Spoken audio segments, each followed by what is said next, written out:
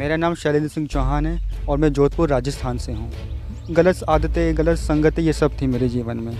लेकिन जब 2005 से मैंने बापू से दीक्षा ली अहमदाबाद आश्रम में, मानो कि जीवन में बहुत परिवर्तन आया। श्रद्धा तो देख रहे हैं, हम भी यहाँ जोधपुर में आश्रम में 5-6 दिन से रुके हुए, आपको देखते हैं सुबह शाम आप आते हैं, तो क्या कारण है कि श्रद्धा इतनी बरकरार है? मतलब श्रद्धा तो बरकरार ही रहेगी। आश्रम आने के बाद तो ऐसा लगता है जैसे मानो कि मैं कहीं दूसरी जगह नहीं, अपने ही घर में आया हूँ और वो वास्तविक घर है मेरा। तो कभी मैंने ऐसा नहीं देखा है कि कुछ ऐसा हुआ, कुछ साधुओं द्वारा गलत किया जा रहा है, किसी के बापू ज़्यादा, ये तो सब बेबुनियाद आरोप है। और हमारा तो मानना यही है और हमारा कहना भी यही है कि बापू निर्दोष हैं। जब दबाया गया बातों को और कुछ बातों को छुपाया गया, उन सबको वापस से न्यायालय के सामने रखा जाए और उसकी निष्पक्ष जांच करे जाए।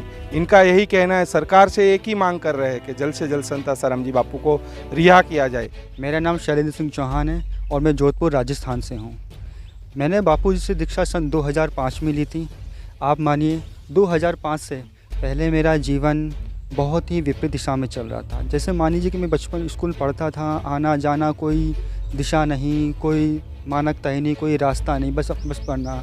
तो मतलब गलत आदतें, गलत संगतें ये सब थी मेरे जीवन में। लेकिन जब 2005 से मैंने बापू जी से दीक्षा ली अहमदाबाद आश्रम में, मानो कि जीवन में बहुत परिवर्तन आया।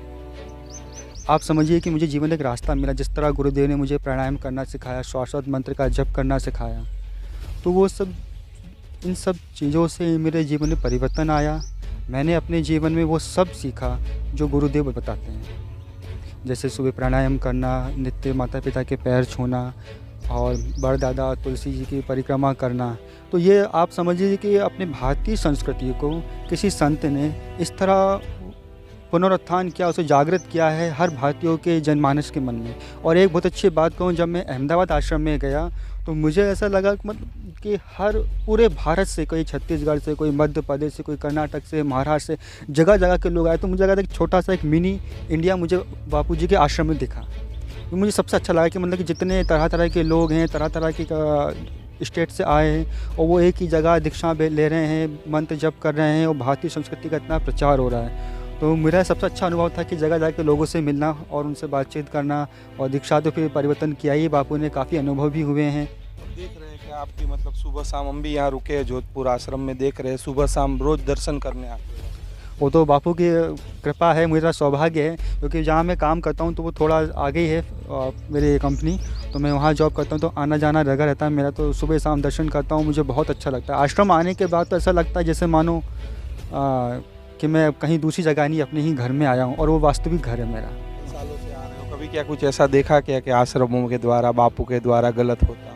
बिल्कुल नहीं देखा मैंने तो ऐसा कुछ देखा ही नहीं है। और मैं तो रात को भी आश्रम में रुकता हूँ, कभी उत्तरायण शिविर में रुका हूँ, यहाँ पे भी कभी बापू जी के प्रोग्राम होते तब भी रुकता हूँ। कभी मैंने ऐसा नहीं देखा है कि कुछ ऐसा हुआ, कुछ साधुओं द्वारा गलत किया जा रहा है, किसी के बापू ज़्यादा, ये तो सब बेबुनियाद आरोप है। क्या होता है वास्तव में, मतलब आश्रमों के अंदर क्या होता है? सालों से आते हो, क्या होता है? यहाँ तो केवल सत्संग, भजन, कीर्तन, ध्यान, योग, जप और वेदों के अध्याय के अलावा और कुछ अध्ययन के अलावा और कुछ नहीं होता यहाँ पे। मैं तो यही मांग करना चाहूँगा सरकार से कि निष्पक्ष जांच हो। जो मुद्दे हमारे साधक परिवार की तरफ से उठाए जा रहे हैं, आश्रम की तरफ से उठाए जा रहे हैं, उन मुद्दों पर ध्यान देना चाहिए सरकार को। ये सब तथ्य है, सरकार को उन सब पे निष्पक्ष जाँच करनी चाहिए। जब तक निष्पक्ष जाँच नहीं होगी तब तक सत्य उजागर नहीं होगा। और हमारा तो मानना यही है और हमारा कहना भी यही है कि बापू निर्दोष हैं और एक दिन ज़रूर बेदाग निर्दोष कारागार से बाहर आएंगे। आरोपों में कोई सच्चाई नहीं है, कि मैं 17 साल से रहा हूँ। आज तो 17 साल की बात नहीं है। बापू के कई साधक है जो पूरे जीवन भर जुड़े, कोई 50 साल से जुड़ा, कोई कितने सालों से जुड़ा। उन सबका कहना ये है कि हमने तो कभी आश्रम में ऐसी गतिविधियाँ देखी ही नहीं है।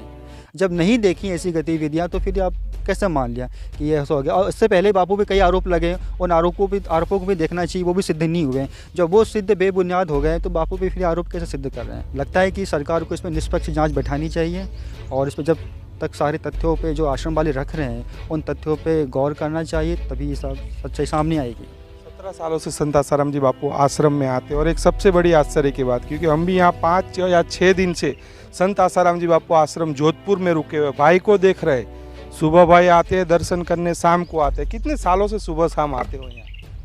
वैसे तो मैं हमेशा आश्रम में आता ही रहता हूँ, लेकिन सुबह शाम आने का जो सिलसिला है मेरा अभी कम साल भर से चल रहा है। एक साल से सुबह हाँ। शाम कंटिन्यू दर्शन करके हमने देखा आपको कि मैं भी 5-6 दिन से यहीं जोधपुर में रुका हुआ हूँ। आप आते हो, दर्शन करते हो, फिर जाते हो, फिर शाम को आते हो, फिर जाते हो। ये तो बापू की मौज है, उनकी कृपा है आना जाना। लेकिन मैं तो 17 सालों से आश्रम आ रहा हूँ, चाहे रविवार रविवार आऊँ, चाहे मैंने कि हफ्ते में तो एक बार आ ही जाता था 17 सालों अभी से। तो कंटिन्यू एक साल से हाँ, आए हो, कंटिन्यू मतलब एक साल से। 5-6 दिन से तो हम ही देख रहे हैं आपको। तो ये प्रत्यक्ष दर्शाता है मतलब कि बापू के भक्तों की श्रद्धा में रति भर भी कमी नहीं आई।